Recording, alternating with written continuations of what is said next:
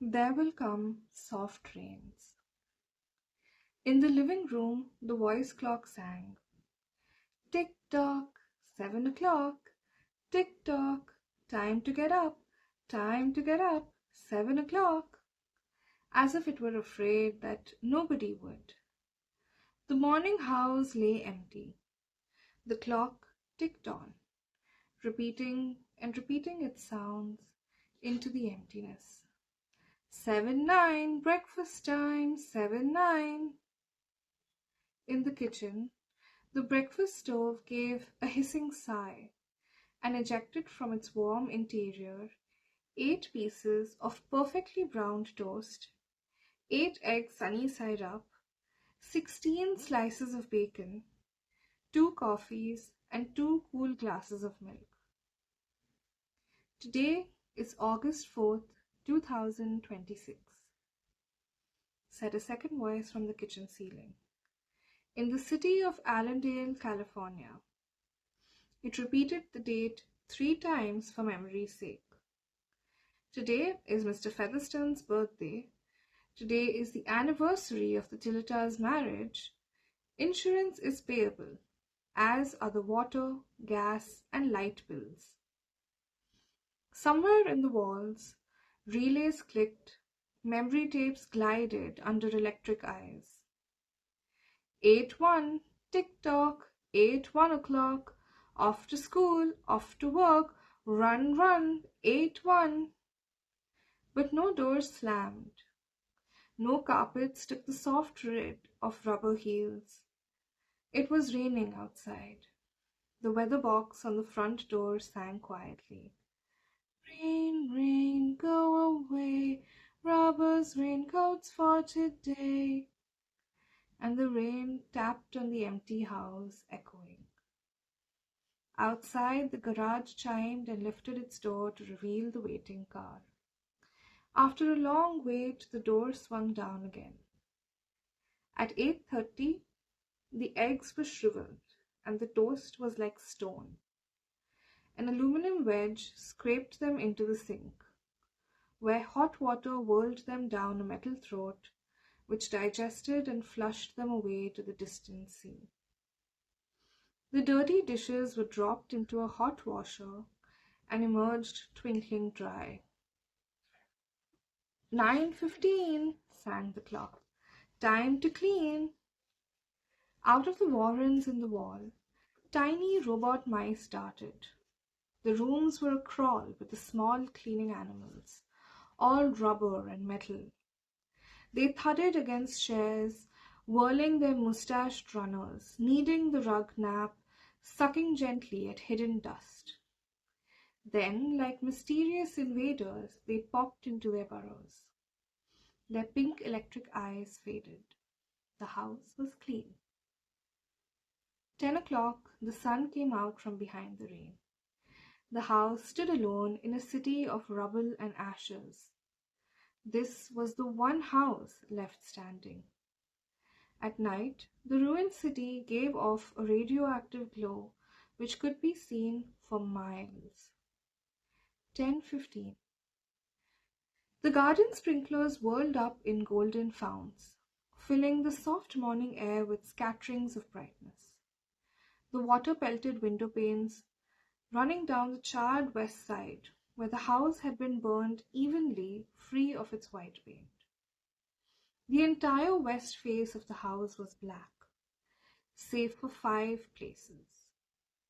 Here the silhouette in paint of a man mowing a lawn. Here, as in a photograph, a woman bent to pick flowers. Still farther over, their images burned on wood in one titanic instant. A small boy, hands flung into the air. Higher up, the image of a thrown ball. And opposite him, a girl, hands raised to catch a ball which never came down. The 5 spots of paint, the man, the woman, the children, the ball, remained. The rest was a thin charcoal layer. The gentle sprinkler rain filled the garden with falling light. Until this day, how well the house had kept its peace. How carefully it had inquired, "Who goes there? What's the password?" And getting no answer from lonely foxes and whining cats, it had shut up its windows and drawn shades in old maidenly preoccupation with self-protection, which bordered on a mechanical paranoia. It quivered at each sound, the house did. If a sparrow brushed a window, the shades snapped up. The bird, startled, flew off. No, not even a bird must touch the house. The house was an altar with 10,000 attendants, big, small, servicing, attending, in choirs. But the gods had gone away, and the ritual of the religion continued senselessly, uselessly. 12 noon, a dog whined, shivering on the front porch. The front door recognized the dog voice and opened. The dog, once huge and fleshy, but now gone to bone and covered with sores, moved in and through the house, tracking mud. Behind it whirred angry mice, angry at having to pick up mud, angry at inconvenience. For not a leaf fragment blew under the door, but what the wall panels flipped open and the copper scrap rats flashed swiftly out. The offending dust, hair, or paper, seized in miniature steel jaws, was raced back to the burrows. There, down tubes which fed into the cellar, it was dropped into the sighing vent of an incinerator, which sat like evil Baal in a dark corner.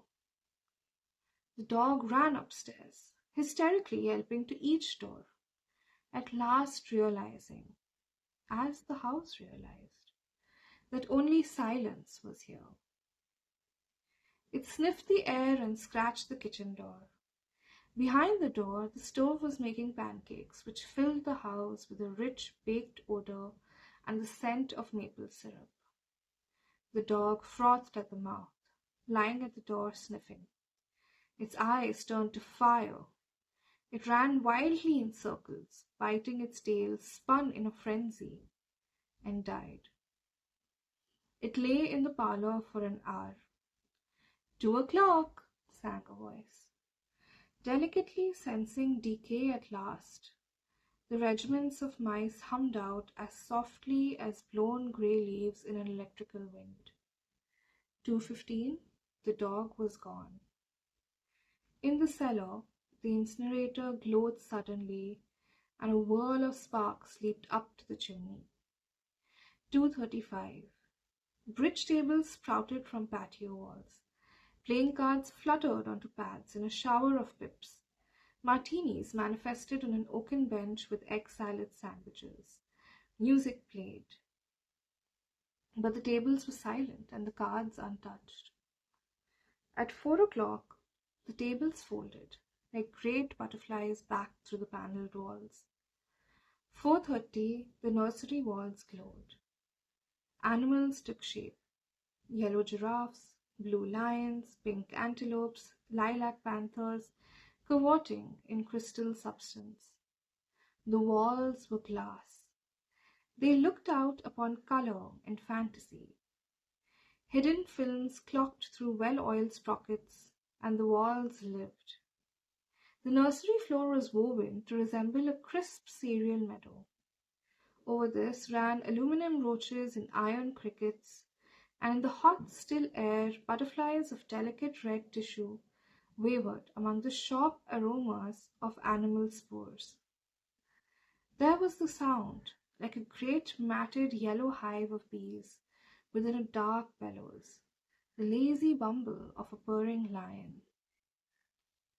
And there was the patter of okapi feet and the murmur of a fresh jungle rain, like other hoofs falling upon the summer-starched grass. Now the walls dissolved into distances of parched weed, mile on mile and warm, endless sky. The animals drew away into thorn breaks and waterholes. It was the children's hour. 5 o'clock. The bath filled with clear hot water. 6, 7, 8 o'clock. The dinner dishes manipulated like magic tricks. And in the study a click. In the metal stand opposite the hearth, where a fire now blazed up warmly, a cigar popped out, half an inch of soft grey ash on it. Smoking. Waiting. 9 o'clock. The beds warmed their hidden circuits, for nights were cool here. 9:05, a voice spoke from the study ceiling.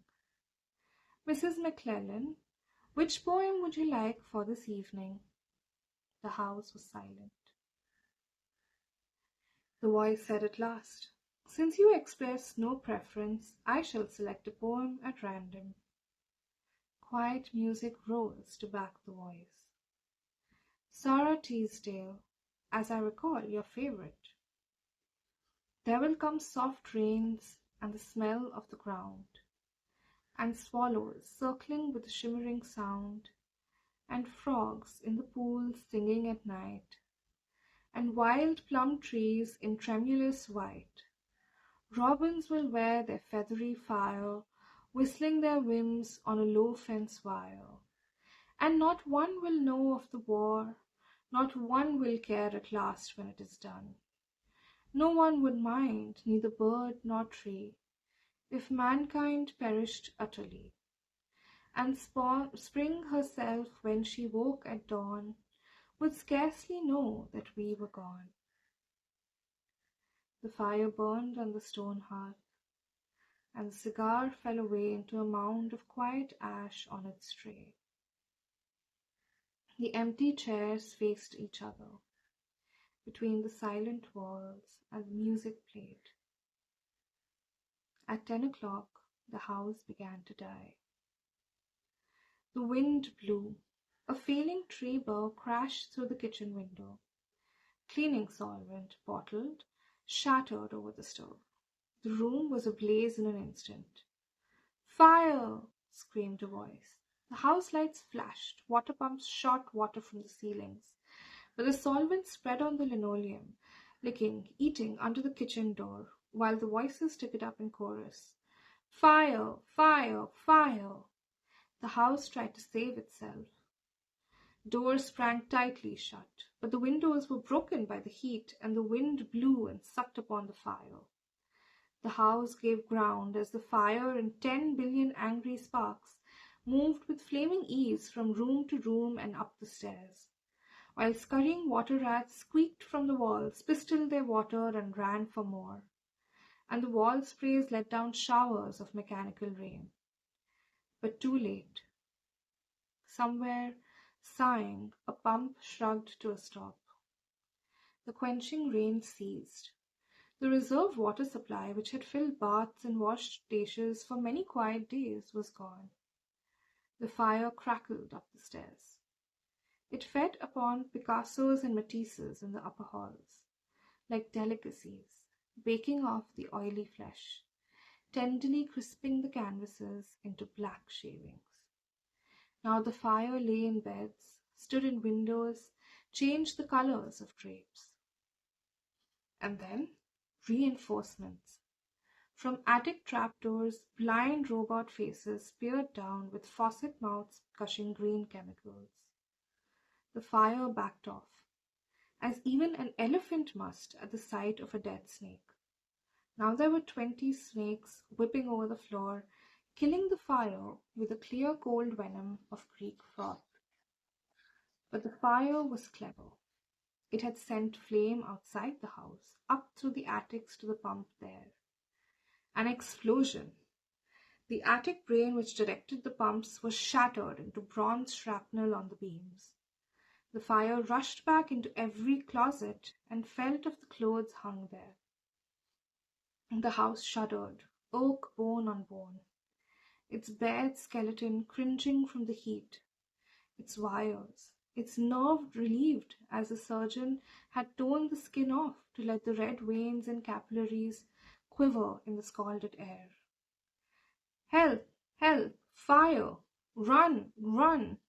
Heat snapped mirrors like the first brittle winter ice, and the voices wailed, "Fire! Fire! Run! Run!" like a tragic nursery rhyme. A dozen voices, high, low, like children, dying in a forest alone, alone, and the voices fading as the wire popped their sheathings like hot chestnuts. One, two, three, four, five. 5 voices died. In the nursery, the jungle burned. Blue lions roared, purple giraffes bounded off, the panthers ran in circles, changing color, and 10 million animals, running before the fire, vanished off towards a distant steaming river. 10 more voices died in the last instant under the fire avalanche. Other choruses, oblivious, could be heard, announcing the time, playing music, cutting the lawn, setting an umbrella frantically out and in, slamming and opening the front door, 1,000 things happening, like a clock shop, when each clock strikes the hour insanely before or after the other. A scene of maniac confusion, yet unity, singing, screaming. At last, a few last cleaning mice darting bravely out to carry the horrid ashes away. And one voice, with sublime disregard of the situation, read poetry aloud in the fiery study, until all the film spoons burned, until all the wires withered and the circuits cracked. The fire burst the house and let it slam flat down, puffing out skirts of spark and smoke. In the kitchen, an instant before the rain of fire and timber, the stove could be seen making breakfasts at a psychopathic rate. 10 dozen eggs, 6 loaves of toast, 20 dozen bacon strips, which, eaten by fire, started the stove working again, hysterically hissing. The crash. The attic smashing into kitchen and parlor.